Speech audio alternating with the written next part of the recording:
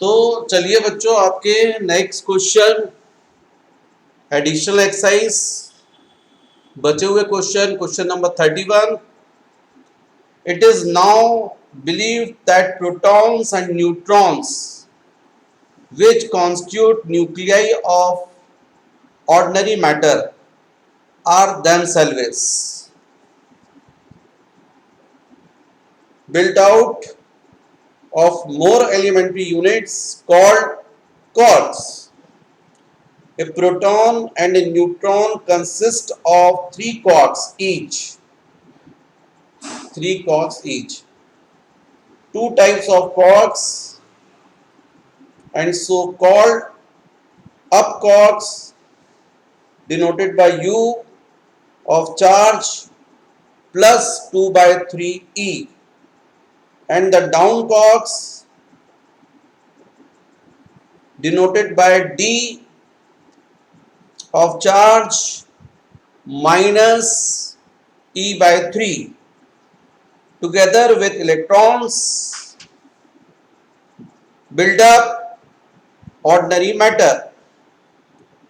Quarks or other type have also been found which give rise to different unusual varieties of matter, suggest a possible quark compositions of proton and neutron. तो बच्चों, इसमें यदि अपन configuration of proton के लिए बात करें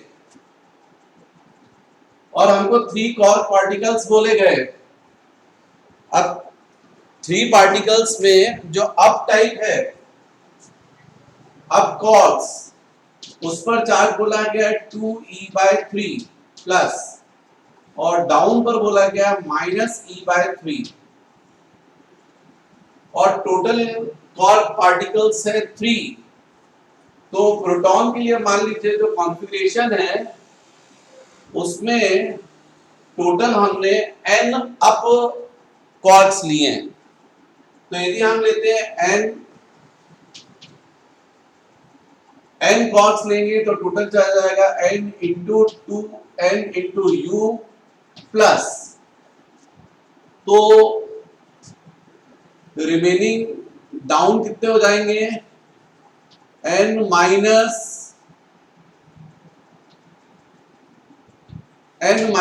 2 into of down is equal to of e। भाई हमको जो बोला गया है कि जो अप क्वार्क्स हैं उन पर चार्ज प्लस 2e/3 और डाउन पर -e/3। तो बच्चों, इसमें मैं थोड़ा सा करेक्ट कर रहा हूं। इसमें हमको टोटल क्वार्क्स बोले 3, टोटल क्वार्क 3, और मान लीजिए हमने n जो है ये हमने टोटल अप क्वार्क ये लिया है, तो 3 में से n चले गए तो ये हो जाएगा total down quark n up quark. अब टोटल 3 है, 3 में से मान लीजिए n जो है अप है, तो बचे डाउन कितने हुए, 3 माइनस n। तो हमको मालूम है charge, total charge of up plus total charge of down is equal to charge of proton, ये आना चाहिए। अब इसमें से अप जो है चार्ज n ही कर देंगे, तो n हो जाएगा n और चार्ज हो जाएगा आपके लिए 2e/3, और डाउन के लिए हो जाएगा 3 minus n into -e/3 is equal to of proton पर चार्ज e। यदि इसको बच्चों अपन सॉल्व करें तो क्या आएगा, तो 3 आ जाएगा आपका एलसीएम, ये हो जाएगा 2ne प्लस ये माइनस साइन लग जाएगा यहां पर माइनस, और ये हो जाएगा 3e माइनस एन, ये माइनस में यहां मल्टीप्लाई कर दिया इज इक्वल टू ऑफ ई। अब इसको यदि अपन सॉल्व करें तो ये होना चाहिए 2ne minus 3 plus ne is equal to 3, ये हो जाएगा।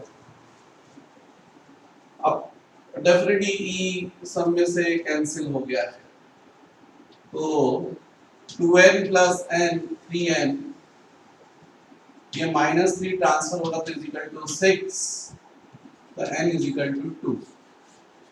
इसका मतलब प्रोटॉन के कॉन्फ़िगरेशन के लिए कितने अप क्वार्क्स होंगे 2, तो डाउन कितने होंगे 3 माइनस 2 मतलब 1। तो प्रोटॉन का configuration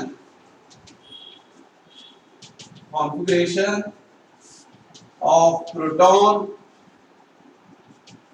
is equal to u up down, u d होगा, 2 अप क्वार्क्स और 1 डाउन। जैसा मैंने ये प्रोटॉन के लिए किया है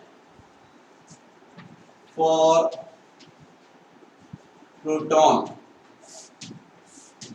सेम मैं न्यूट्रॉन के लिए सेम मैं न्यूट्रॉन के लिए कर सकता हूं।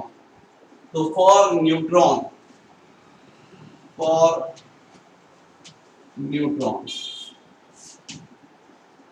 इसके लिए भी ऐसे ही कर लीजिएगा, सेम बिल्कुल जैसा अभी मैंने करके आपको दिया, बिल्कुल सेम न्यूट्रॉन के लिए। तो ये जो क्वेश्चन था इसमें हमको प्रोटॉन बोला था और सेकंड हमको न्यूट्रॉन के लिए बोला था, ठीक है। तो इसमें भी ऐसे ही कर लीजिए, इसके लिए n cos, तो n इंटू 2e/3, ये यहां पर आ जाएगा charge of up quarks plus charge of down quarks is equal to charge of neutron. अब Q n ही होता है तो n इंटू e की जगह यहां पर आ जाएगा 2e/3, और यहां पर न्यूट्रॉन हो जाएगा 3 minus n, 3 minus n into minus e/3, क्योंकि न्यूट्रॉन पर चार्ज माइनस e/3 और न्यूट्रॉन पर चार्ज आपको पता है 0। इसको सॉल्व कर लीजिएगा तो आप देख रहे हैं e/3 कॉमन निकल गया, तो यहां बचेगा 2n, फिर ये माइनस यहां आ जाएगा, इसमें मल्टीप्लाई होगा 3 plus n is equal to of 0, ऐसा आ जाएगा। e/3 को कॉमन निकाल लिया मैंने, तो 2n बचेगा यहां पर, यहां माइनस 3 प्लस n, ठीक है। अब ये हो जाएगा, इसका मतलब 2n plus n 3n minus 3 is equal to 0, तो इसका मतलब n is equal to 1। What is n? Total number of up quarks. तो इसका मतलब जो कॉन्फ़िगरेशन होगा न्यूट्रॉन का, कॉन्फ़िगरेशन ऑफ न्यूट्रॉन, तो एक होना चाहिए अप और बाकी बचे हुए 2 होने चाहिए न्यूट्रॉन, डी डी। तो ये होगा प्रोटॉन्स के लिए UD up quarks and down quarks, या अप डाउन डाउन क्वार्क्स। तो ये हो गया बच्चों क्वेश्चन नंबर 31। नेक्स्ट इसके बाद है question number 32। Consider N arbitrary electrostatic field configuration, a small test charge is placed at null point मतलब where electric field is equal to 0 of the configuration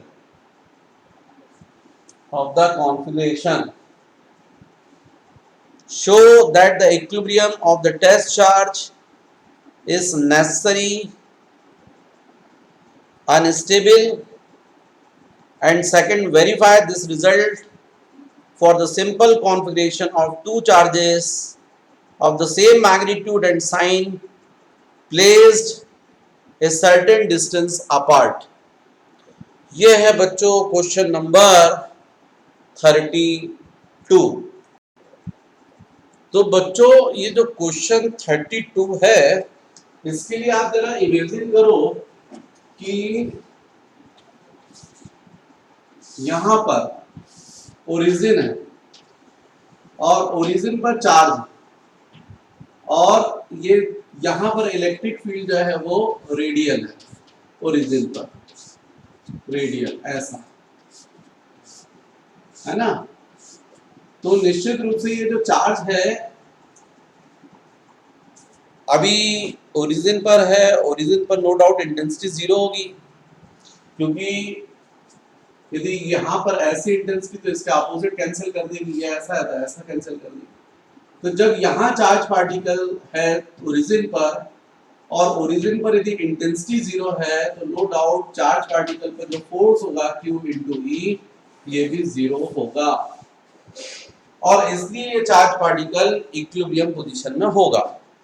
लेकिन जैसे ही चार्ज पार्टिकल को आप displace करेंगे, यहां रखेंगे, तो इलेक्ट्रिक फील्ड की वजह से फोर्स लग जाएगा, रिपल्सिव फोर्स, और ये मूव कर जाएगा। मतलब केवल यदि ओरिजिन पर होगा तो इक्विलिब्रियम पोजीशन में होगा, और आपने ओरिजिन से थोड़ा सा भी डिस्टर्ब किया और वो डिस्टर्ब हो जाएगा। तो इसका मतलब कौन सा इक्विलिब्रियम हुआ? Unstable equilibrium. जब ओरिजिन पर है तब तो इक्विलिब्रियम है, लेकिन थोड़ा डिस्टर्ब किया और डिस्टर्ब हो गया, तो इक्विलिब्रियम तो है ओरिजिन पर, लेकिन कौन सा इक्विलिब्रियम कहलाएगा? अनस्टेबल। थोड़ा सा भी डिस्टर्ब करते हो वो डिस्टर्ब हो गया। तो ये फर्स्ट कंडीशन में होगा जो अपन को क्वेश्चन में बोला गया था, show that the equilibrium of test charge is necessary unstable, no doubt unstable equilibrium होगा। अब सेकंड में बोला है verify the result of simple configuration of two charges of the same magnitude and sign placed at a certain distance apart. Okay, तो second में मान लीजिए ये एक चार्ज यहाँ पर है और एक चार्ज ये है, इक्वल चार्जेस है, इनको ज्वाइन करने वाली ये लाइन है, और यहाँ पर आपने ये थर्ड चार्ज Q नॉट पे रखा। तो नो डाउट ये फर्स्ट चार्ज इसके ऊपर रिपल्सिव फोर्स लगाएगा, ऐसे सेकंड जो है वो भी इस पर रिपल्सिव फोर्स लगाएगा, और ये दोनों रिपल्सिव फोर्स जो हैं वो इक्वल मैग्नीट्यूड के होंगे, तो नेट फोर्स जीरो होगा यदि मिड पॉइंट पर है तो इसका मतलब मिड पॉइंट पर जो है ये पॉइंट इक्विलिब्रियम है। अब थोड़ा सा आप राइट शिफ्ट करके देखो, जैसे ही आप राइट ले जाओगे तो ये जो सेकंड चार्ज है इसकी वजह से रिपल्सिव फोर्स बढ़ जाएगा, ये इस रिपल्सिव फोर्स इंक्रीज होगा तो ये वापस रुकेगा और बैक आएगा। जैसे ही यहाँ मिड पॉइंट पर आएगा तो फिर से फोर्स कितना जाएगा? जीरो, और लेफ्ट जाएगा तो फर्स्ट चार्ज पे रिपल्सिव फोर्स इंक्रीज हो जाएगा, तो वापस फिर मिड पॉइंट पर आएगा। मतलब मिड पॉइंट के अलावा चाहे आप राइट ले जा रहे हो या लेफ्ट ले जा रहे हो, रुक नहीं रहा है, फोर्स बढ़ रहा है, तो वापस वो कहाँ आना पड़ रहा है? उसको मिड पॉइंट पर। मतलब ये इक्विलिब्रियम कैसा है? Stable equilibrium. इसमें ये डिस्टर्ब नहीं हो रहा है, आपने डिस्टर्ब किया और वो वापस रिटर्न आ जाएगा। इसी चीज को आप ऐसा समझें कि दो प्लास्टिक बॉल है, ये इनको आपने फेविकॉल से चिपका के रखा है टेबल पर, और ये थर्ड बॉल को आप यहाँ रख रहे हो मिड पॉइंट पर, तो रखी रहेगी, क्योंकि फर्स्ट जितना रिपल्सिव फोर्स लगाएगा सेकंड भी, लेकिन थोड़ा सा भी आपने फर्स्ट और सेकंड को तो फेविकॉल से चिपका रखा है, ये थर्ड को आपने मूव करवाया राइट साइड। जैसे ही राइट साइड यहाँ पर लोगे तो ये सेकंड के कारण रिपल्सिव फोर्स बढ़ जाएगा, जिसके कारण वो रुक जाएगी और वापस ना आएगी बैक और मिड पॉइंट पर। मिड पॉइंट पर क्या हो जाएगा? Force zero. लेफ्ट साइड किया आपने तो फर्स्ट के कारण रिपल्सिव फोर्स इंक्रीज हो जाएगा, वापस जाएगी मिड पॉइंट पर। मतलब वो मिड पॉइंट के अलावा और कहीं नहीं रहेगी। तो ये जो इक्विलिब्रियम है कहलाएगा स्टेबल इक्विलिब्रियम। लेकिन यदि आप एक्सिस बना करके इस थर्ड चार्ज को परपेंडिकुलर, ये टेबल पर आपने ऐसा रखा था, टेबल पर ये फर्स्ट बॉल ये सेकंड बॉल इस लाइन पर आपने रखा था तो वापस यहीं आ रही थी, लेकिन इनके परपेंडिकुलर लाइन जिसको अपन लैटरल पोजीशन बोलते हैं, यहां पर रखा तो फर्स्ट का फोर्स ऐसा रहेगा, सेकंड का फोर्स ऐसा रहेगा और इन दोनों का रिजल्टेंट फोर्स ऐसा लगेगा। मतलब ये लेटरल पोजीशन में, परपेंडिकुलर पोजीशन में बॉल क्या होती जाएगी, मूव करती जाएगी। तो इस लेटरल पोजीशन पर यदि अपन बात करें, लॉन्गिट्यूडनल पोजीशन में एक्सिस पर मतलब लॉन्गिट्यूडनल, इस पे तो कैसा इक्विलिब्रियम था, स्टेबल, लेकिन लेटरल पोजीशन में क्या कहलाएगा, अनस्टेबल इक्विलिब्रियम। तो बच्चों ये हो गया क्वेश्चन नंबर आपका 32। नेक्स्ट, इसके बाद आपका नेक्स्ट क्वेश्चन है question number 33। A particle of mass small an m and charge minus q enters the region between the two charged plates, initially moving along x-axis with speed vx. The length of the plate is capital L and an uniform electric field E is maintained between the plates. Show that the vertical deflection of the particle at the far edge of the plate is q into E into L square upon 2 into m into Vx square। ये है question आपका। तो ये 33rd question के लिए बच्चों आप 2 plates लो L length की, और मान लीजिए ये 33rd क्वेश्चन, एक प्लेट ये, एक प्लेट ये। सपोज ये जो लोअर प्लेट है वो पॉजिटिवली चार्ज है और जो अपर प्लेट है वो नेगेटिवली चार्ज है, और दोनों प्लेट्स की जो लेंथ है वो L। यहां से आपने चार्ज पार्टिकल को एंटर किया और वो भी चार्ज पार्टिकल कैसा है, नेगेटिवली चार्ज है। आपको यहां पर प्लेट पर दिख रहा है कि इलेक्ट्रिक फील्ड कहां से कहां होगी, प्लस टू माइनस, ये डायरेक्शन होगा इलेक्ट्रिक फील्ड का। जब आप नेगेटिव चार्ज को एंटर करोगे तो उसका फोर्स लगेगा, इलेक्ट्रिक फोर्स, किस डायरेक्शन में, अपोजिट टू इलेक्ट्रिक फोर्स। तो electric field opposite to electric field, तो इलेक्ट्रिक फील्ड यदि अपवर्ड है तो फोर्स लगेगा डाउनवर्ड। अब ये चार्ज पार्टिकल इस डायरेक्शन में एंटर कर रहा था vx वेलोसिटी से, चार्ज पार्टिकल एंटर कर रहा था vx वेलोसिटी से, और फोर्स लग रहा है अपवर्ड। जिस डायरेक्शन में फोर्स उस डायरेक्शन में एक्सेलरेशन, मतलब एक्सेलरेशन का डायरेक्शन फोर्स के वेलोसिटी के परपेंडिकुलर है।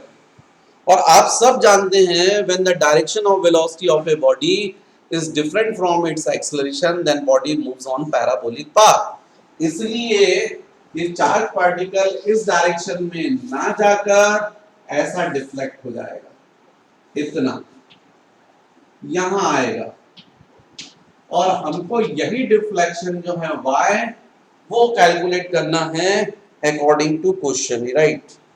अपन को बोला है show that the vertical deflection of the particle है, यही डिफ्लेक्शन हमको प्रूव करना है। अच्छा बच्चों, इस क्वेश्चन में क्या क्या गिवन है, क्योंकि जो भी आंसर निकालेंगे अपन गिवन क्वांटिटीज के टर्म्स में निकालेंगे। तो हमको बोला गया है चार्ज इज पर क्यूब और negative, a particle of mass n, charge minus q enters the region between the two charged plates, initially moving along x axis with speed vx, length of the plate L, uniform electric field E is maintained between the plates so that the, तो हमको ये deflection में y ये prove करना है q into E into L square upon 2 into m into vx square. ध्यान रखो बच्चों, ये फॉर्मूला ही हो गया एक्चुअली, मतलब कुल मिला के फॉर्मूला जो है वो डिराइव करना है। तो ठीक है, कर लेंगे अपन। यहां पर मान लीजिए चार्ज पार्टिकल को A से B तक पहुंचने में कितना टाइम लग रहा है, t। इतने टाइम में ये पार्टिकल जो है वो दोनों मोशन कर रहा है, हॉरिजॉन्टल भी और वर्टिकल भी, मतलब 2 डायमेंशन मोशन। यहां से यहां तक आ रहा है, देखिए ऐसा आ रहा है, मतलब हॉरिजॉन्टल डिस्टेंस l ट्रेवल किया और वर्टिकल y।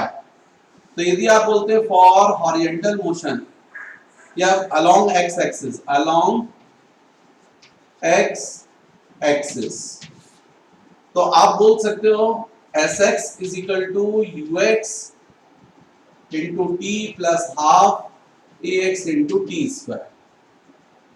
अब एस एक्स मतलब क्या हो जाएगा एल, और यू एक्स तो वो है आपका V X into T plus half A X zero into T square. भाई जो भी एक्सेलरेशन होगा फोर्स के डायरेक्शन में होगा, फोर्स ऐसा लग रहा है इस डायरेक्शन में तो एक्सेलरेशन जीरो है, तो कुल मिलाकर L is equal to V X into T, मतलब L upon V X is equal to of T. अब along y axis, along y axis तो देखिए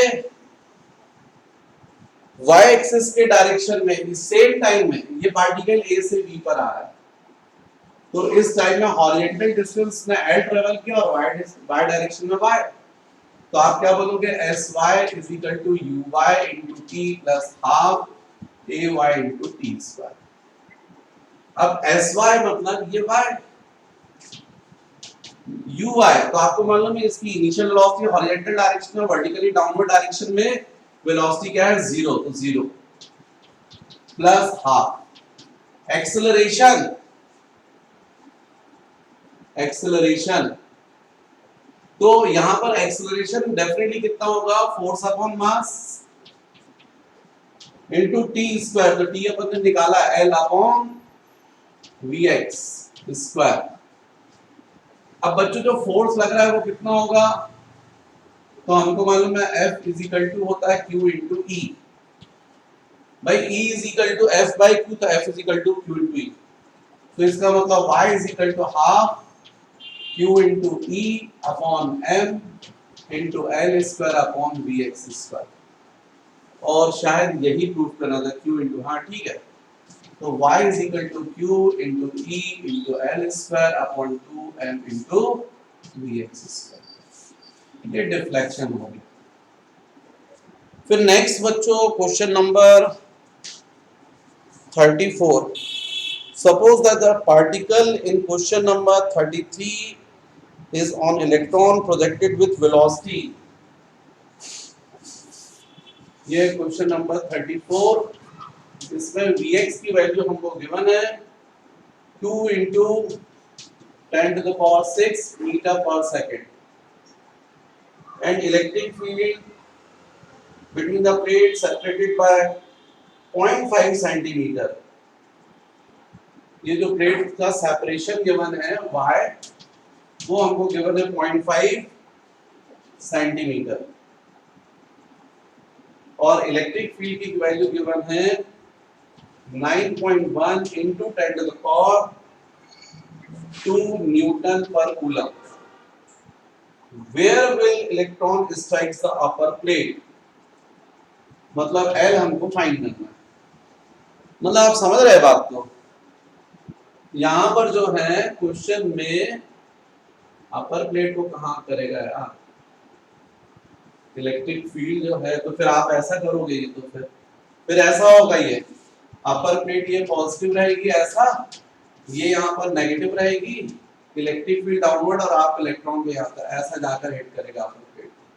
कितनी लेंथ पर, L लेंथ पर, यहां से आपने किया है और ये ऐसा जाकर, तो डिफ्लेक्शन कितना हुआ 0.5 ये।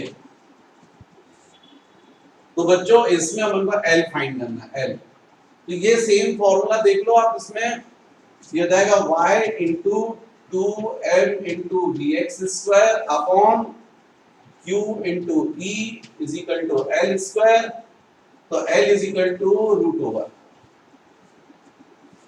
यहाँ पर y की वैल्यू आपको 0.5 सेंटीमीटर मतलब 0.5 into 10 to the power -2 metre substitute कर सकते हो आप। 2 m मास ऑफ इलेक्ट्रॉन आप सबको पता है 9.1 into 10 to the power -31 kg, तो उसको सब्स्टिट्यूट कर दो। Vx की वैल्यू आपको गिवन है 2 into 10 to the power 6, charge on electron 1.6 into 10 to the power -19, और E electric field 9.1 into 10 to the power 2 newton per coulomb. जो भी वैल्यू आएगी बच्चों वो मीटर्स में आ जाएगी, जिसको आप सेंटीमीटर में कन्वर्ट कर सकते हैं। आप सॉल्व करके देखिए वैल्यूज रखकर, ये आ जाएगी 1.6 सेंटीमीटर। तो बच्चों ये जितने इलेक्ट्रिक चार्ज एंड फील्ड्स के एडिशनल क्वेश्चंस थे वो मैंने आपको सॉल्व करवा दिए हैं। तो आपका एनसीईआरटी में फर्स्ट ये कंप्लीट। ठीक है बच्चों, तो पढ़ाई कीजिए, खुश रहिए।